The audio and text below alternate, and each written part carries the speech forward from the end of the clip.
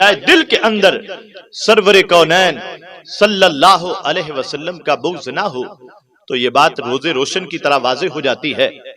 اللہ جل شانہ نے پورے مکے کو ہی نہیں، پورے عرب کو ہی نہیں، پورے حجاز کو ہی نہیں، پوری کائنات کو منور کر دیا تھا جب اللہ کے نبی صلی اللہ علیہ وسلم اس کائنات کے اندر جلوہ گر ہوئے۔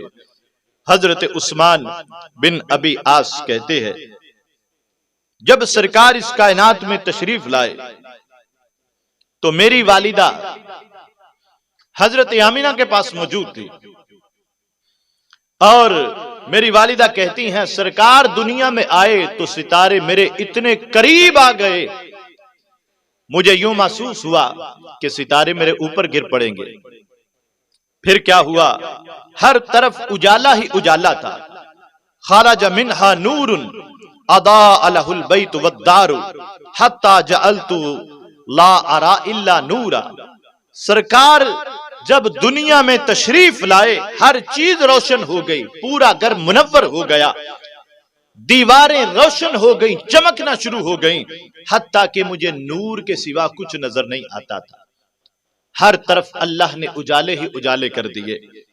حضرت عبد الرحمن بن عوف کی والدہ کہتی ہیں کہ جب اللہ کے نبی علیہ السلام تشریف لائے میں حضرت آمینہ کے پاس تھی، فرماتی ہے جب سرکار تشریف لائے اضاء علی ما بین المشرق والمغرب، مشرق اور مغرب تک اللہ تعالیٰ نے اجالے ہی اجالے کر دیے، میں جہاں بھی دیکھتی مجھے نور ہی نور نظر آتا تھا۔ اسی طرح حضرت آمینہ کہتی ہیں خرج منی شہاب اضاءت له الارض كلها، مجھ سے نور نکلا، نور نکلا۔ جب سرکار تشریف لائے مجھ سے نور نکلا، اور میرا گھر ہی نہیں، میری بستی ہی نہیں، میرا شہر ہی نہیں، میرا ملک ہی نہیں، سرزمین حجاز ہی نہیں، اضاءت له الارض كلها، ساری زمین اللہ نے منور کر دی، ساری زمین روشن ہو گئی، اجالے ہی اجالے ہو گئے۔ حتی رأیت قصور الشام، میں بیٹھی مکہ میں تھی اور آنکھوں کے اندر اتنی نورانیت آ گئی، اللہ نے پوری کائنات منور کر دی، بیٹھی مکہ میں تھی اور شام کے محلات کو میں دیکھ رہی تھی۔ حضرت آمینہ کہتی ہیں مجھ سے نور نکلا، سرکار فرماتے ہیں میں نور بن کے آیا، اللہ نے فرمایا میں نے نور بھیجا، تو لہذا رب فرمائے میں نے نور بھیجا، سرکار فرمائے میں نور بن کے آیا۔ حضرت آمینہ کہتی ہیں مجھ سے نور نکلا۔ تو پھر آج اگر کوئی نورانیت کا انکار کرتا ہے تو اس کا بیڑا غرق ہے، وہ حقیقت میں اپنے ہی ایمان کو وہ داؤ پہ لگایا ہوا ہے۔